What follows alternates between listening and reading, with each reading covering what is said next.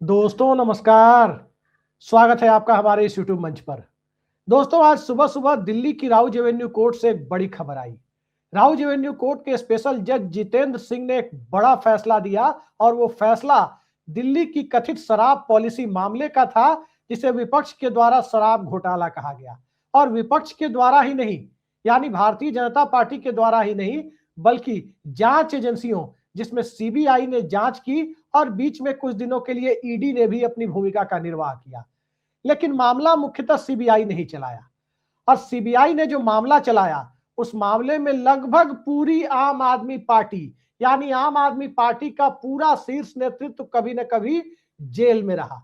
17 महीनों तक उप मुख्यमंत्री मनीष सिसोदिया जेल में रहे, 5 महीनों तक मुख्यमंत्री अरविंद केजरीवाल जेल में रहे और 1.5-2 महीने तक आम आदमी पार्टी का संसद में चेहरा माने जाने वाले संजय सिंह भी जेल में रहे। इस फैसले में अरविंद केजरीवाल और मनीष सिसोदिया समेत सभी 23 आरोपियों को कोर्ट ने बरी कर दिया है और साफ साफ कहा है कि जांच एजेंसी ने सिर्फ अंदाजे के आधार पर, अप्रूवर के बयान को आधार बनाकर साजिश के तहत मुकदमा दर्ज किया था।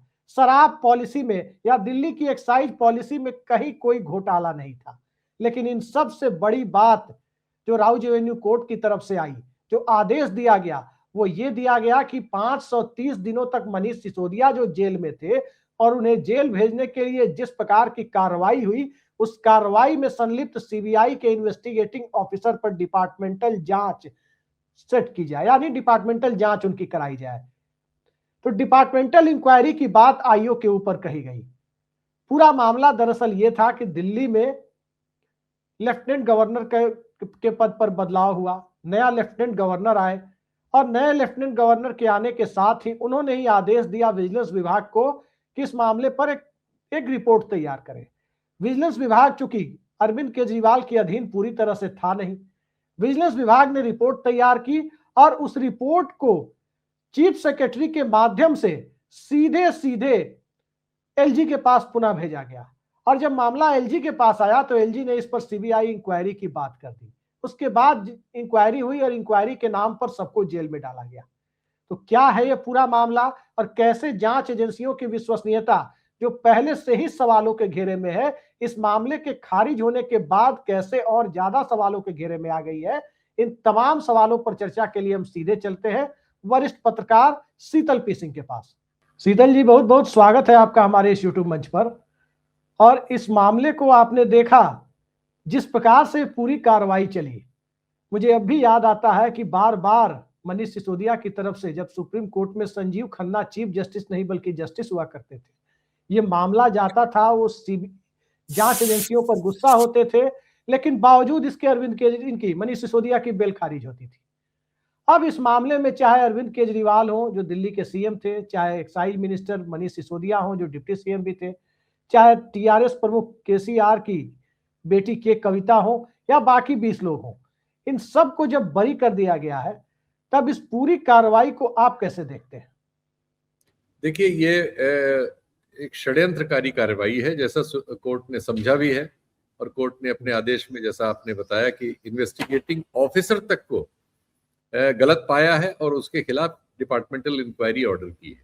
यानी उसका कंडक्ट जो था गलत था। इस पूरे केस को गढ़ा गया है। ये केस सरकार की नीयत बताता है।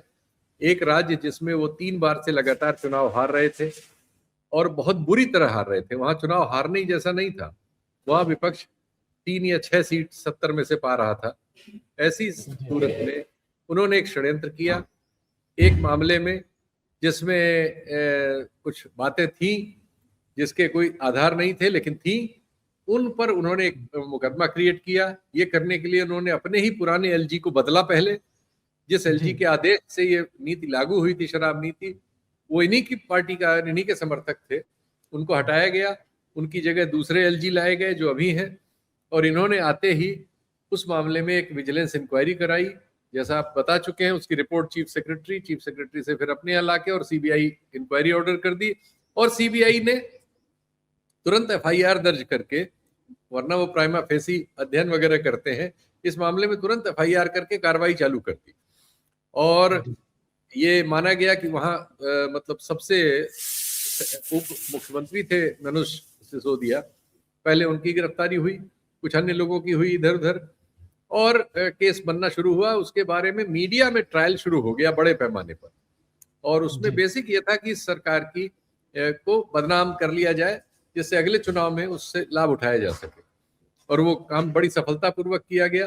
फिर जैसा कि एक प्रणाली बना ली गई है कि एक नई संस्था थी तो पुरानी, लेकिन इस तरह से उसमें दांत नहीं थे, जिसका नाम ईडी है, तो एनफोर्समेंट डायरेक्टरेट जो है उसका इस्तेमाल इस तरह से किया जाता है कि कहीं कोई मुकदमा किसी पुलिस डिपार्टमेंट के द्वारा दर्ज हो, अगर आर्थिक मामला है तो ईडी उसका संज्ञान लेके अपना शुरू कर देती है। इस मामले में ईडी भी आ गई। तो अगर मान लीजिए किसी को सीबीआई कोर्ट से जमानत मिल रही थी तो ईडी कोर्ट में ईडी वाले मामले में पकड़ ले रहे थे। ईडी में ऐसा कानून बना लिया है, और उसको सुप्रीम कोर्ट की ही एक बेंच ने 2022 में इस तरह से उसमें दांत स्वीकार कर लिए हैं, जो अब अंडर चैलेंज फिर है, लेकिन कर लिए गए हैं। तो उसकी वजह से ये किसी को निरुद्ध कर दें तो उसको जमानत मिलना मुश्किल हो जाता है, और कम से कम सुप्रीम कोर्ट के स्तर पर जाने पर ही जमानतें हो पा रही हैं, वो भी हो जाए तो बड़ी बात है। तो इस आधार पर इन्होंने दो मुख्यमंत्रियों को बंद किया, तमाम मंत्रियों वगैरह को बंद किया, इनके सांसद संजय सिंह को बंद किया। पता नहीं उनका केस अलग है या इसी में है, शायद वो अलग केस है, संजय सिंह का केस अलग है। तो इस तरह से इन्होंने पूरी पार्टी को क्रिपल कर दिया। फिर चुनाव आयोग जिस तरह से इन्होंने बना लिया है इस समय, कानून ऐसा बना के कि सब प्रधानमंत्री और गृह मंत्री ही तय करेंगे कौन होगा चुनाव आयुक्त। गृह मंत्री के कार्यालय में काम करने वाले एक अफसर को चुनाव आयुक्त बना दिया है, मुख्य चुनाव आयुक्त। और जो देश भर में हाहाकार मचा हुआ है वो हमारे आपके सामने है। लगभग सभी विपक्षी दलों की सरकारों के खिलाफ इस तरह की जांचें किसी न किसी स्तर पर चल रही हैं। सभी के यहाँ गवर्नर जो है मनमानियां कर रहे हैं। गवर्नरों के खिलाफ एक फैसला आया था, उसको भी पता नहीं कैसे कोर्ट में इन्होंने फिर उसमें बदलाव कर लिया है। अब गवर्नर जो है, किसी भी राज्य सरकार का कार्यकाल 5 साल का होता है। अगर गवर्नर उसके बिल को लेके 3 साल 5 साल बैठ जाए और तो वो पूरे कार्यकाल में अपना बिल ही नहीं पास कर पाएगी। तो जो कानून बनाने का संवैधानिक अधिकार है सदन का, वही छीन लिया इन्होंने। शीतल जी, दो बार संविधान पीठ बनी, जिस मामले का आप जिक्र कर रहे हैं, सुप्रीम कोर्ट ने 2 बार कॉन्स्टिट्यूशनल बेंच बनाई और दोनों बार दिल्ली की निर्वाचित विधानसभा वाली सरकार के अधिकारों को वैलिडेट किया, और फिर उसके बाद नए तरीके से तंग किया गया था। नहीं, उसके बाद इन्होंने उसमें बदलाव करके सब अधिकार एलजी के पास ले लिए। इन्होंने अधिसूचनाएं जारी कर करके ऑर्डिनेंस के जरिए सब चीजें कब्जे में कर ली हैं। तो पहले तो इन्होंने सब केजरीवाल सरकार के सारे हाथ पैर छीन लिए, और फिर उनको उल्टा लटका के एक केस में फंसा के जेल में भी डाल दिया, और फिर चुनाव आयोग के जरिए और मनमानी करके किसी तरह दिल्ली का चुनाव इन्होंने जबरन जीत लिया। उससे दिल्ली में क्या हुआ? क्या दिल्ली में प्रदूषण खत्म हो गया? कि दिल्ली में यमुना में जो झाग बनता है प्रदूषण से, वो खत्म हो गया? कि दिल्ली में कोई आर्थिक व्यवस्था में कोई आमूलचूल परिवर्तन आ गया? कि स्कूल उससे बेहतर हो गए जो उन लोगों ने बनाए थे?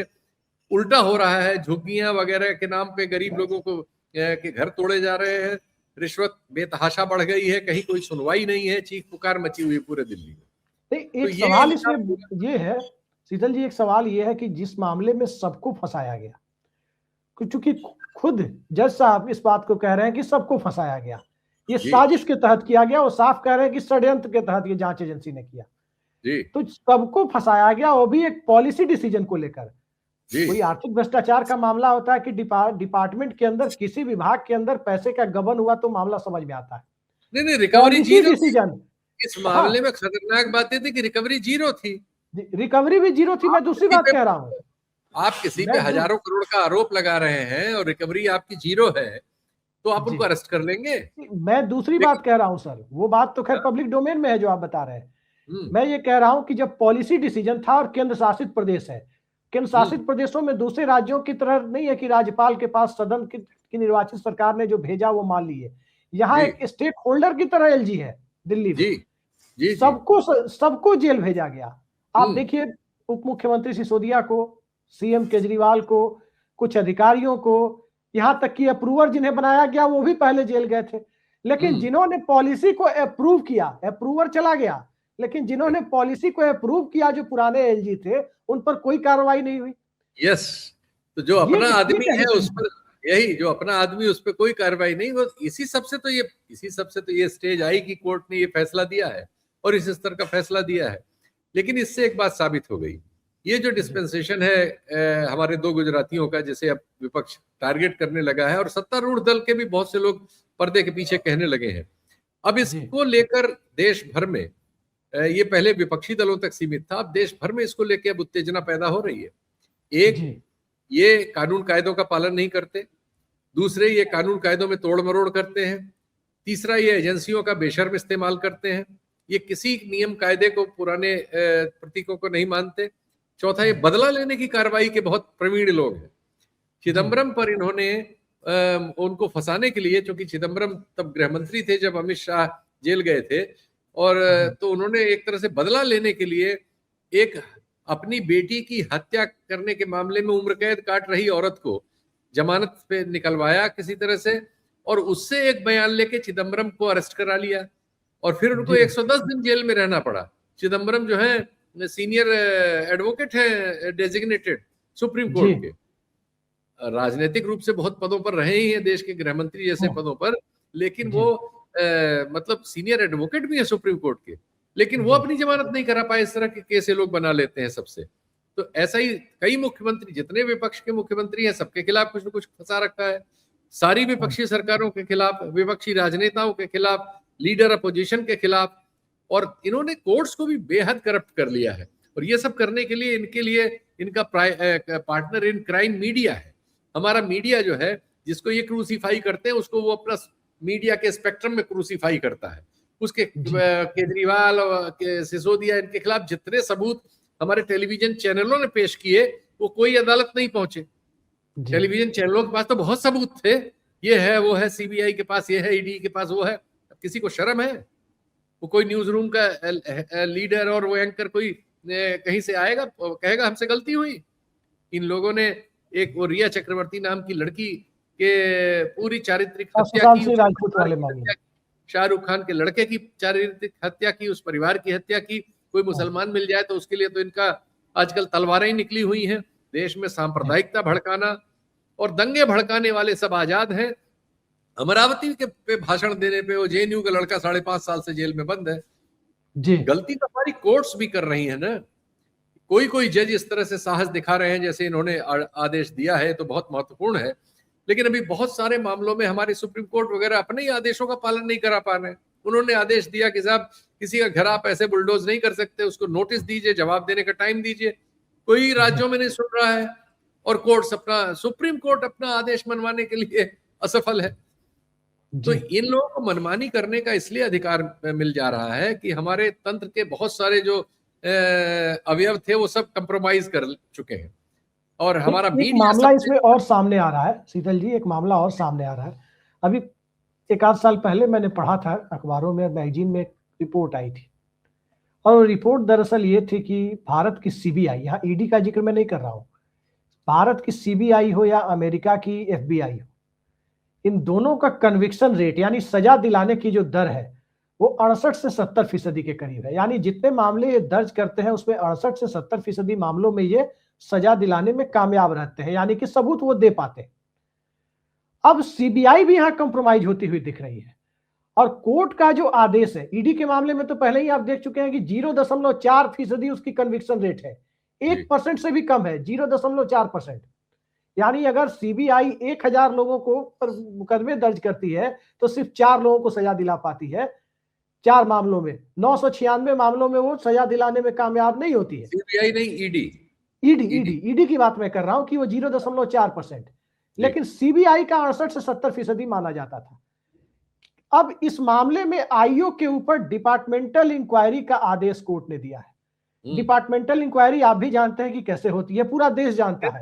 हर डिपार्टमेंट अपने आदमी को बचाने की कोशिश करता है। इस मामले में आईओ तो ठीक है, कानून के सामने चूंकि वही था, ये मामला तो सीबीआई के सबसे टॉप लोगों के, वही सवाल मैं आपसे कर रहा हूं जी, क्या इस मामले में कुछ होगा? क्योंकि आप सबको याद होगा, हमें भी याद है कि अयोध्या मामले में जब फैसला आया तो जिन लोग, उसके साथ साथ एक फैसला और आया कि जो लोग बाबरी डेमोलिशन में लिप्त थे उन पर जांच हो, मुकदमा चले, और उन सबको कुछ दिनों बाद बरी कर दिया गया। तो क्या वही है? उसमें आडवाणी जी भी बरी हुए थे, जिनके सामने गिरा था। तो क्या डिपार्टमेंटल इंक्वायरी के नाम पर ये लीपापोती का रास्ता छोड़ा गया है, या वाकई इस पर जुडिशियल इंक्वायरी सेटअप होनी चाहिए थी? आपकी शंका सही है, डिपार्टमेंटल इंक्वायरी कहीं नहीं पहुंचेगी क्योंकि पूरा डिपार्टमेंट ही इस अपराध में शामिल है और ये कोई एक आईओ का फैसला नहीं है। इस तरह के अरेस्ट, पॉलिटिकल अरेस्ट, निश्चित तौर पर इसमें तो गृह मंत्रालय तक पूछताछ हुई होगी, वहां से इशारे ही आए होंगे। ये बिल्कुल इसके संदेह करने के सारे कारण हैं, क्योंकि अल्टीमेट रिजल्ट इस सब का क्या हुआ? अल्टीमेट रिजल्ट ये हुआ कि 3 बार से लगातार आम आदमी पार्टी से बुरी तरह हारने वाली बीजेपी ये सब करके अगला चुनाव जीत जाती। तो ये चुनाव जीतने के लिए किसी भी राज्य सरकार को, किसी भी विपक्षी दल को फर्जी मुकदमों में फंसाने, जेलों में सड़ाने, चुनाव आयोग के जरिए बेईमानी करने जैसे जाने क्या क्या नहीं कर सकती। और ये केस उसकी एक मिसाल है। और अब इस समय जब इस सरकार पर अनवरत एक के बाद एक चीजें, इसकी अंतर्राष्ट्रीय छवि, इसकी विदेश नीति और इसकी देश नीति सबको सामने करती हुई आ रही हैं, जिसमें सब में ये नजर आ रहा है कि ये वो नहीं है जो कह के ये आए, ये बल्कि वो हैं जिनसे इस देश के संविधान को, इस देश के लोकतंत्र को, इस देश में जो भी आप कह सकते हैं कि शुचिता थी, उस सब को इस दौर में बहुत बड़ा खतरा है। और ये उसका एक सबूत। एक नया वर्ड मैंने सीखा जब इस मामले की सुनवाई चल रही थी, और वो नया वर्ड था मनी ट्रेल। लंबे समय तक सुनवाई चली और मनी ट्रेल इतनी बार जुबान पर आया, अखबारों में आया, मीडिया में आया, और बार बार कहा गया कि मनी ट्रेल कहाँ है कोर्ट की तरफ से। और बार बार सप्लीमेंट्री चार्जशीट के नाम पर टाइम लिया जाता रहा जांच एजेंसियों की तरफ से, और अंत में कहा गया कि गोवा चुनाव के समय पैसे दिए थे आम आदमी पार्टी को। उसका कोई सबूत नहीं मिला कि क्या कोई होटल का भुगतान किसी खाते से किया था, क्या चेक में दिया था, क्या एनईएफटी किया था, कैसे दिया था, उसका कुछ पता नहीं चला। बस मनी ट्रेल की बात सामने। आज वो मनी ट्रेल कहां गया? जब कोर्ट बरी कर रही थी उस वक्त वो मनी ट्रेल कहां गया? वो सब कुछ ये तो जांच के दौरान ही पता था, लेकिन अब ये मीडिया इतना उसको ढोल पीट रहा था कि लोग सोच रहे थे कि इसमें कुछ होगा। और भाई लोग भी तो इन्हीं के आधार पर धारणाएं बनाते हैं। अब जब वो तो स्क्रूटनी होती है कभी, तो पता लगता है कि इसमें सच क्या है, झूठ क्या है। और ये लीगल स्क्रूटनी में पाया गया कि वो सारी कहानियां फिल्म सी थी, उनका कोई वैसा आधार नहीं था जैसा बताया गया, प्रचारित किया गया। और सच्चाई तो यह है, अगर शर्म जरा भी हो तो दिल्ली की सरकार को भंग करके दिल्ली में नॉर्मल चुनाव कराए जाने चाहिए, जिसकी वोटर लिस्ट सही हो और जिसका जो हक है वो उसके हाथ में होना चाहिए। ये तो लूटी गई सरकार है। दिल्ली में जो राज्य सरकार है ये बेईमानी से लूटी गई सरकार है, ये कहने के लिए अब पर्याप्त इस फैसले के बाद प्रमाण है। लूटी गई सरकार तो आप कह रहे हैं, लेकिन ये सिर्फ दिल्ली में ही नहीं हुआ। हेमंत सोरेन की जगह एक नया मुख्यमंत्री जेएमएम को बनाना पड़ा, संजय राउत को 100 दिनों से ज्यादा जेल में रहना पड़ा, अभिषेक बनर्जी के ऊपर ईडी की तलवार लटकी रही, और तो और कुछ लोग बीजेपी में भी चले गए। एक हाल ही में दिवंगत हुए हैं 2-4 दिन पहले। शिव कुमार जेल में रहे जी, डीके शिव कुमार जेल में रहे, हेमंता विश्व शर्मा को ईडी का नोटिस मिला, वो भाजपाई हो गए। और दूसरे राज्यों में जो मामले चल रहे हैं, अब आप देखिए महादेव ऐप को लेकर के छत्तीसगढ़ में क्या हुआ। अब क्या लगता है आपको, जांच एजेंसियों के ऊपर क्या कोर्ट भी अब भरोसा कर पाएगी, या आने वाले मामलों में इसमें जमानत देने की प्रक्रिया शुरू हो जाएगी? क्या करेगी इस पर तो बहुत मेरे पास अधिकार पूर्वक कहने की हिम्मत नहीं है, लेकिन जनता में ये चीजें धीरे धीरे, क्योंकि एक जनता ऐसी है, इन्होंने जनता भी एक अपने पसंद की तैयार कर ली है जो 25-30% है, जो जातिगत कारणों से हमारी सवर्ण जातियों में इस तरह की दुर्भावना है कि वो अपने कमजोर हिस्सों के प्रति मानवीय नहीं है, और उस अमानवीयता की वजह से वो इनके साथ है, और वो सोचते हैं कि इनके जरिए उनके अमानवीयता की सुरक्षा हो सकती है। तो एक तो इनका वो समर्थन है। दूसरे, जो सांप्रदायिक आधार पर इन्होंने 14% आबादी के खिलाफ 80% आबादी को डरा के या डराने की कोशिश करके या उस विश्वमन करके, दुष्प्रचार करके एक वोट बैंक तैयार किया है। ये इस आधार पर को छोड़कर बाकी जो भी थोड़ी बहुत सोच समझ रखता है, एक आलोचनात्मक विवेक रखता है, सवाल करने के नागरिक अधिकार की आदत है, जिसमें वो हर व्यक्ति अब इनसे असहमत होगा ही होगा, और ये फैसले उसके लिए मील का पत्थर का काम करेंगे। तो ये मेरे ख्याल से मेरा पक्ष था आपके सामने। जी, एक छोटा सा आखिरी सवाल आपसे। अरविंद केजरीवाल और उनकी आम आदमी पार्टी का भविष्य आप कैसे देखते हैं? क्योंकि इस मामले ने बहुत नुकसान पहुंचाया था। एक वैकल्पिक राजनीति का जो उभार हो रहा था, उस संभावना को भी नुकसान पहुंचाया था। व्यक्तिगत तौर पर देखिए केजरीवाल, सिसोदिया, संजय सिंह को भी नुकसान पहुंचाया था और इस देश के देखिए अंदर विपक्षी एकता को भी नुकसान पहुंचाया था। नहीं, कुछ नुकसान उनका अपनी गलतियों से था, वो इस केस से संबंधित नहीं है। जी, उनके अपने जो राजनीतिक गलतियां होती हैं, आप कोई वादा करते हैं, फिर आप प्रकट में उसको उसकी जगह कुछ दूसरी चीजें करने लगते हैं। आप सुख सुविधा को त्याग करने की बात करते हैं जब आंदोलन में होते हैं, और सत्ता में आने के बाद उन चीजों का अंगीकार कर लेते हैं। इस तरह की बहुत सारी चीजें उनके विरुद्ध भी गई थी। संगठन को ढंग से न बनाना, तानाशाही चलाना, सब कुछ अपनी जेब में रखना, ये सब चीजें उनके यहाँ भी नकारात्मकता पैदा थी या है। वो सब उसकी कीमत अलग चुका रहे हैं, वो चुका रहे हैं, चुकाएंगे। लेकिन ये तो उनके खिलाफ षड्यंत्र था, और इस षड्यंत्र के जरिए उनको सत्ताच्युत किया गया। इसलिए ये बात अलग है, वो बात अलग है, दोनों बातें हैं। तो अब देखते हैं कि इस नई परिस्थिति में, जब वो दिल्ली से चुनाव में हराए जा चुके हैं, पंजाब में उनको चुनाव का सामना करना है, पार्टी उनकी छिन्न भिन्न सी हो गई है इस पूरे दौरान, कठिनाइयों में होने के नाते छवि भी उनकी खराब हुई है। जो भाई मीडिया जिसकी छवि इस तरह से खराब कर देता है, वो वापस पाना स्वाभाविक तौर पर संभव थोड़ी है। तो मीडिया ने तो उनको बेतरह तहस नहस कर दिया ना, जितना था नहीं उससे ज्यादा। तो वो सब चीजें फिर से वापसी उसकी पता नहीं क्या होगी। आने वाले दिनों में वो हम लोग देखेंगे, बात करेंगे और उसकी मीमांसा करेंगे। लेकिन आज का फैसला इस सरकार के लिए, जो मौजूदा डिस्पेंसेशन है, इसके लिए एक बहुत कर्रे तमाचे से कम नहीं है। ये और बात है कि ये बहुत ही ढीठ लोग हैं, उसका कोई मतलब उस गलती को स्वीकार नहीं करेंगे ये कभी। वो ढिठाई से अभी शाम को ही चैनलों पे आप देखेंगे वो कुतर्क आ रहे होंगे, जो एंकरों के जरिए और इनके प्रवक्ताओं के जरिए, इनके कथित पॉलिटिकल विशेषज्ञों के जरिए, जो सब इन्हीं के चट्टे बट्टे हैं, उनके जरिए हम तर्क शाम को देखेंगे। चलिए अब देखते हैं कि शाम में टीवी चैनलों पर जो होगा, उससे ज्यादा महत्वपूर्ण ये होगा कि अंततः सीबीआई ने जो कहा है कि इस मामले को हाई कोर्ट में वो चैलेंज करेगी, तो जब निचली अदालत को कहीं कोई सबूत नहीं मिला, तो आमतौर पर हाई कोर्ट में उस सबूत लाने की स्थिति में कहां से पहुंचती है? हाई कोर्ट में क्या कोई नया सबूत लेकर आएगी? और उससे भी बड़ी बात यह है कि इस पूरे मामले ने जांच एजेंसियों की क्रेडिबिलिटी को जिस ढंग से नुकसान पहुंचाया है, क्या फिर से वो वापस बहाल हो पाएगा? ये ज्यादा बड़ा सवाल है।